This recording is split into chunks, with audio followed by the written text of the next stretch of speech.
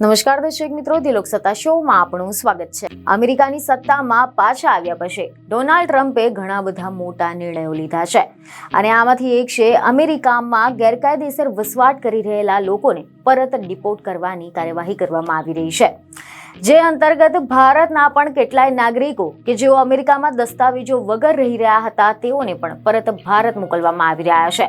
અને હવે આ બધાની વચ્ચે આપણા દેશના વડાપ્રધાન નરેન્દ્ર મોદી અને અમેરિકાના રાષ્ટ્રપતિ ડોનાલ્ડ ટ્રમ્પ વચ્ચે મુલાકાત થઈ છે। ત્યારે હવે દરેકની નજર એ બાબત પર છે કે ગેરકાયદેસર ઇમિગ્રેટર્સ પર જે સ્પષ્ટ નીતિ અપનાવવામાં આવી રહી છે અમેરિકા દ્વારા, તે અંગે વડાપ્રધાન નરેન્દ્ર મોદીનું શું કહેવું છે।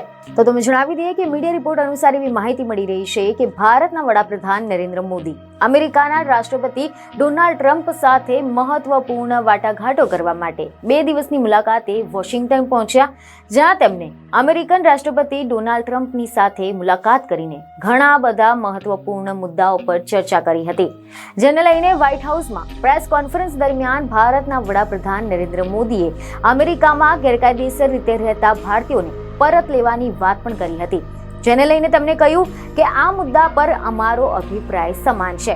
જો અમેરિકામાં ગેરકાયદેસર રીતે રહેતા કોઈ પણ ભારતીયની ચકાસણી પુરવાર થાય તો અમે તેમને ભારત પરત લઈ જવા માટે સંપૂર્ણ રીતે તૈયાર છે।